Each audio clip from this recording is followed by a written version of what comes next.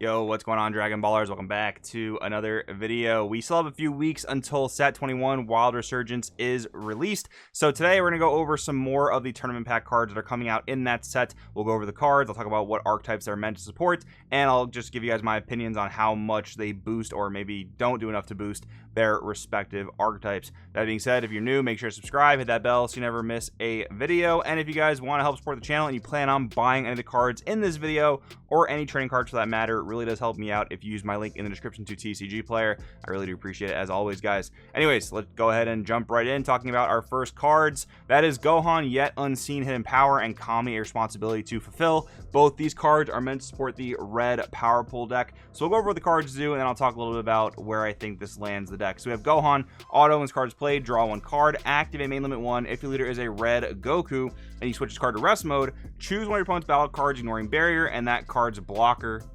can't activate for the turn. Now this is actually a very cool effect because there are a fair amount of decks out there with barrier blockers like Trunks Vegeta. There's also like Bulma, for example, which might have one too many blockers for this to actually be relevant, but it is a very cool effect because with these more balanced aggro decks like 13 Pan, U7 Goku, which this card will actually also be usable in, which is pretty cool, you come across these situations sometimes where your opponent has like one too many defenses, and this card is a pretty cool way to kind of get around those types of things. I don't think it's going to be automatically slotted into every single red Goku deck, but I do think it is a very cool sideboard option for those strategies to have. And I like how this is not like a super pivotal necessary card for that engine, so it's not, at least hopefully, going to be super expensive. Might be a bit high on release, like the very first week of this TP coming out, but I don't think it's going to be overwhelmingly expensive as a good sideboard option later on down the road. Then there's Kami, A Responsibility to Fulfill. We have a 3-drop 15k, counterplay level 1, play this card. Permanent, if your opponent's leader has a battle card under, reduce the energy cost of this card in your hand by 2. So yeah, the Power Pool deck puts Gohan's under your opponent's leader, which is actually a really cool thematic thing to mimic Gohan being kidnapped. And then auto, when this card's played, choose one of your opponent's battle cards and it gets minus 15k power for the turn. So again, a solid card for the Power Pool deck. It does give you that kind of counterplay timing to be able to kill 15ks. There are plenty of archetypes that have this sort of one drop 15k, and the earlier you can get that card under your opponent's leader, the better. Although from what I remember from the Power Pool archetype, it's a bit more restrictive to like your opponent having to attack. And the reason I bring that up is because this Kami seems pretty good against 21, where like people are kind of teching the Gallic Cannon, which is a 1-drop counterplay that kills a 15k or less, or minus 15k as a card technically. And this can do a similar thing. However, if the 21 opponent never attacks you, which they don't really have to anyway, you never get the Gohan underneath them, and then this never comes online until much later in the game.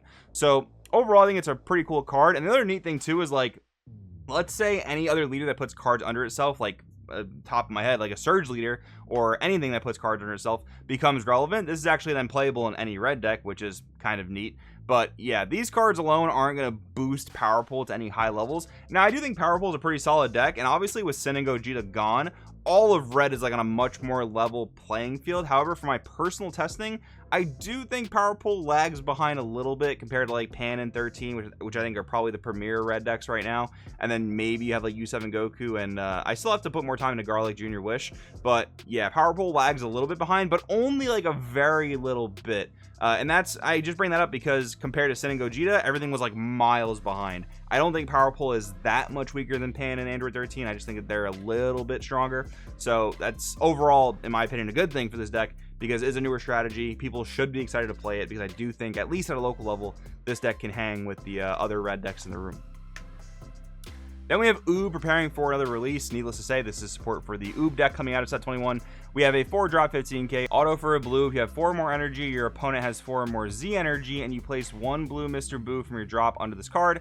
At the end of a battle in which this card attacks, play 1 Oob with an original energy cost of 6 or 8 and a power of 30k or less from your hand on top of this card in active mode, then activating limit 1 for a blue. If your leader is a blue Oob, you have 2 or more energy, you choose one of your opponent's battle cards, play this card from your hand, and then add the chosen card to your opponent's Z energy. Now this is pretty cool for the Oob deck because as far as I remember, before this they had 1 card each, 2 different, like, you know, low tier or like low cost Oobs that would play the 6 and 8 costs respectively. This promo has a potential to go into each of them, or either of them, which is definitely kind of like a welcome thing. It definitely reduces the total deck space you need to contribute to the engine, which overall is gonna be a good thing.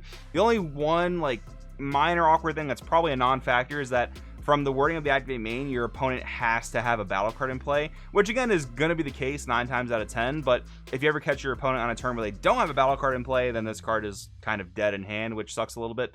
But overall, I mean, decent for the Oob deck. I don't know if that's going to be any of the more dominant blue decks or more highly competitive blue decks. But again, with the overall power level of the format coming down, it's only going to be a good thing for anyone who wants to play Oob. And again, I think at a local level, this deck will definitely be quite fun and pretty decent to play. Then we have Gohan Domination Complete. Now, I've been playing a lot of the Blue Baby deck. I'm sure I'll bring a profile to the channel and Patreon soon, but this card is just really good in that deck. It's a very simple 1-cost servant that can also gain double strike when played from hand. A lot of times you can play servants for free from under your Tuffleization plan field card, and then it won't gain double strike in that regard, but it is just, again, really good for the 1-cost double strike from hand, because as we know, Furry Instruction Champa and Isekai are both banned cards now, so we are looking for more of these like 1-cost double strikers to finish out games. The Blue Baby deck is very aggressive for those who haven't played it yet, and this card definitely adds to that win condition / strategy. This card is very good for that deck, and I kind of think that's going to be one of the better decks next format, because it is like an aggro blue deck, so it's on the opposite end of the spectrum that you might play like Android 21, for example. And again, with the overall power level of aggro coming down, that deck might be able to do some things. It actually draws quite a big hand from what I've been testing with it. So yeah, I'm excited for this one for sure.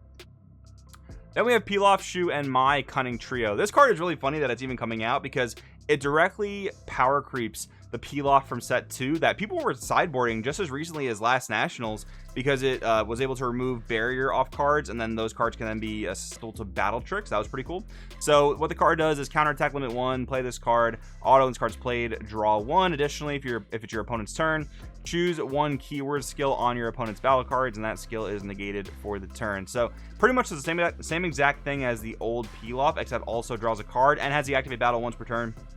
Place 1 card with a combo cost of 0 from your opponent's combo area at the bottom of your deck. So you're doing so much here, like counter-attacking, you're drawing the card, you're removing the skill of whatever you want, and then you're also denying a combo. And this has combo cost of 0, so if your opponent super combos on that swing, which they should probably never do if you have this card on board, but if they do, you can put that super combo at the bottom of the deck. Yes, they will still draw their cards, but they are now denied the 10k combo power, which is honestly a huge thing. So there are even gonna be times you'll probably counterattack with this where you don't necessarily care about like negating a skill, but that activate battle, just basically negating a super combo at some point, is going to be pretty solid. So yeah, this card is very, very good at the TP. Next up, we have Bulma Family Support, which is meant to support the green Gohan SS2 deck coming out in Wild Resurgence. So this card was errated. I'll explain what the errata text does. So it's 2-drop 1k, activate main for a green. If your leader is a green Gohan childhood, and discard this card from your hand, choose 1 Hyperbolic Time Chamber in your battle area, switch it to rest mode,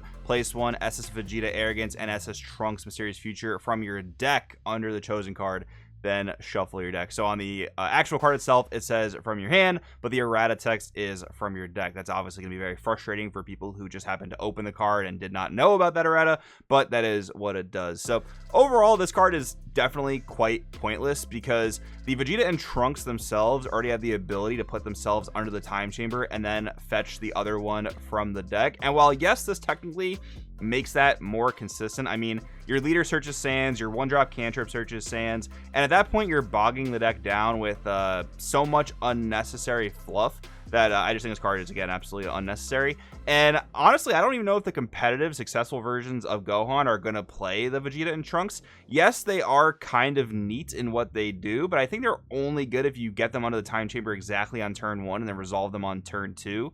So if you don't curve it out that way, I mean, you have to put the cards under your time chamber, the Gohan and Goku, I mean, in order to awaken on turn 3 via your leader's alternate awaken.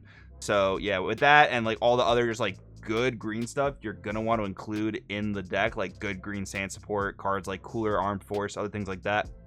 I don't know if this is gonna be like at all necessary. You know, the funny thing is the way the card is printed originally is just so bad, because it would have been an initial -3 from hand. So I kind of wonder if they errata this purely just to make it like not laughable, because let me tell you, the way this card was printed with putting them all from under your hand of the time chamber is laughably bad. If they printed that and intended it to be that way, Man, that would have been a real funny joke. But yeah, even with the card errata to be slightly better, I just don't think it's important. Like, you could still, I guess, play it in the deck if you want to be fully thematic, like just fully go for what the theme and the archetype's doing, play it right out of the set 21 box plus TP, I guess.